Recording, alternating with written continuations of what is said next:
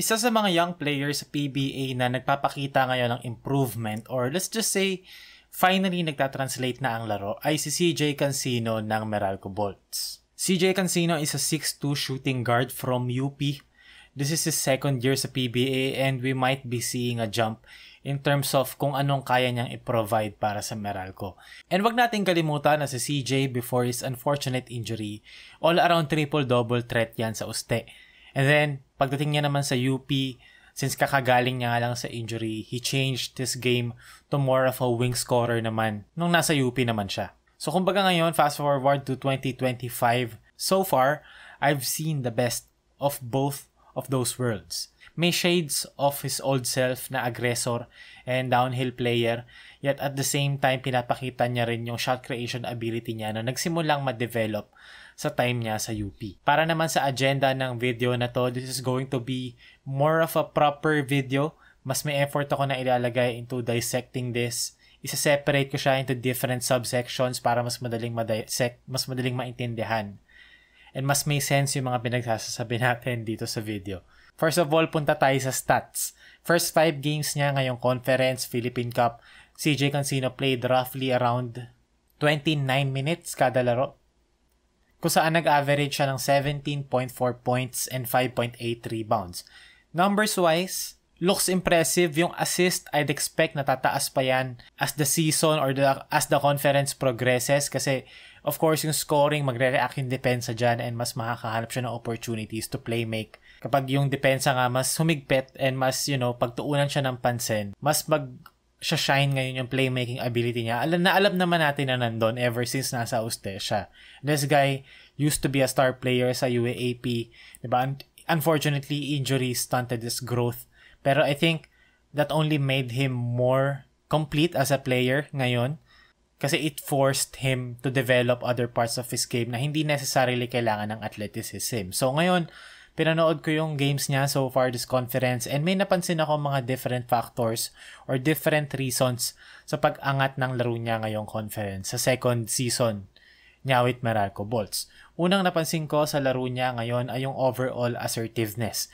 Through 5 games sa same sample size natin, he has been averaging 15 attempts per game, which is very high, especially for a second player like him. In terms of percentages naman, doesn't look good, 39.7% pag ni-round off natin 40, pero since nasa line of 3, gamitin natin yung line of 3 para fair naman. Pero yung 39.7 na yun, pag pinanood mo siya ng live or pinanood mo sa TV or sa live stream or kung saan, yung shots niya kasi are very well selected, so hindi siya mukhang pinipilit, hindi siya mukhang out of place. Lagi siyang within the flow of the offense or the game. So kahit na medyo mababa yung percentage in general, na I'd say for a guard nga sa PBA, okay na yan, papasa na yung 39% eh. Pero yun nga, it doesn't look bad kasi magaling siya pumili ng mga opportunities kung saan siya titira.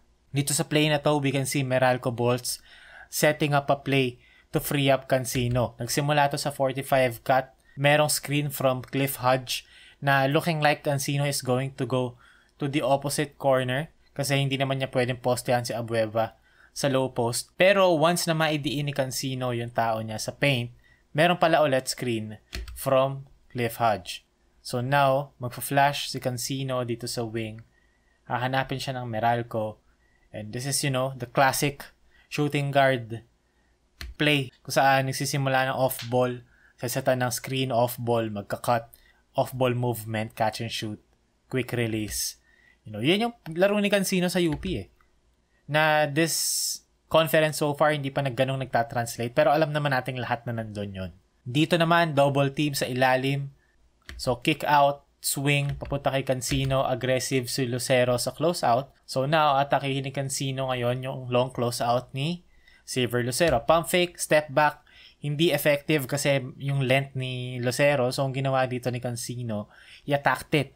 Hindi ideal yung spacing kasi meron nakaposte sa strong side. Pero good thing, merong Almazan dito na nakaseal. Effectively, removing Escoto sa picture. Kasi hindi pwede mag-help si Escoto. Pag nag-help si Escoto dyan, libre yung drop pass kay Almazan. So basically, ang magiging help defense ito is either Javi or Rome De La Rosa, or if mag-help dito si Escoto, may drop pass. Pero, na-recognize ni Cancino na masikip and walang lane yung driving lane niya kasi nandun si Cliff Hodge sa low post. So, minaneuver niya, nag-crossover siya, papunta sa kanang kamay niya, papunta sa gitna. So, ngayon si Javi yung nag-help. And again, it's CJ Cancino being aggressive. Hindi nag-hesitate. Diretso talaga sa ring. It's either titira siya ng outside shot, pag wala, atake niya yung close out, diretso siya sa ilalim. Na pag-uusapan natin mamaya after nito kung ano yung naging resulta ng pagiging aggressive niya. Sa play naman na to, again, after attacking the closeout, Japet Aguilar, na-recognize ni Cancino na malaki si Japet, and si Japet very eager lagi yan na tumalon and mag-contest, of course. And alam naman nating lahat na itong tira na to, this is going to be a bad shot kasi against Japet Aguilar yan 6'10", long wingspan, masusupalpal. So ginawa rito ni Cancino, nag-hop step siya, pro hop, and then ginamit niya yung up and under to get by Japet Aguilar right to the basket. And again, it's CJ Cancino being decisive, being aggressive, and being skilled enough, to decide on the spot kung paano niya kaka-counterin yung mga nangyayari sa loob ng court. Dito ulit, Cancino attacks the closeout ni Javi.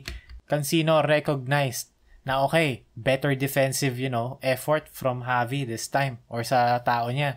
Pero, again, up and under, pero nakastay pa rin si Javi, pero ginamit niya ulit ng isa pang extra step sa pivot foot niya.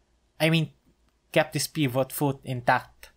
And then meron pa siyang isang extra step na hindi naman traveling yon kasi nasa sahig pa rin naman yung pivot foot. Pero again, it's Cancino being aggressive, and then sa kalagitnaan na pagiging aggressive niya, skilled enough, to change tracks and change, hindi direction change tracks. Kasi dito, inatake niya si Javi, aggressive siya, pero skilled enough, to magmaneuver and shift the pace, shift his attack to get a better opportunity right at the basket.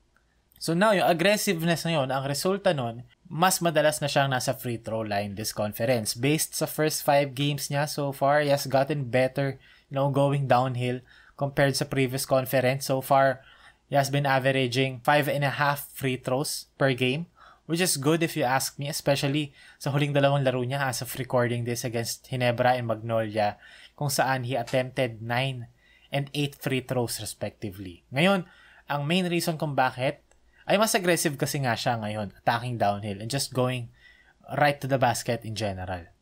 Sa play na to, we can see high ball screen for CJ Cancino. Nakadrop sa level na screen si Jayo Ambohot.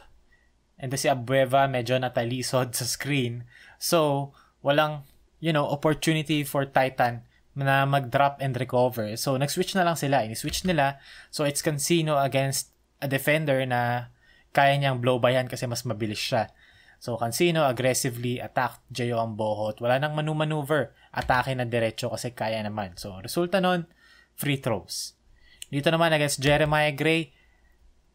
Jeremiah Gray so far, quick tangent lang. Offensively, ang ganda ng conference so far ni Jeremiah Gray. Pero defensively, nagsastruggle siya so far. Staying in front of his man. Na gets ko naman kasi, of course, yung athleticism ni Jeremiah Gray, laterally especially, malaki ang binaba due to, his unfortunate injuries. So I think, alam ni CJ Cancino yun. And siguro na pag-aralan na rin nila na Jeremiah Gray is not that good of a defender on ball.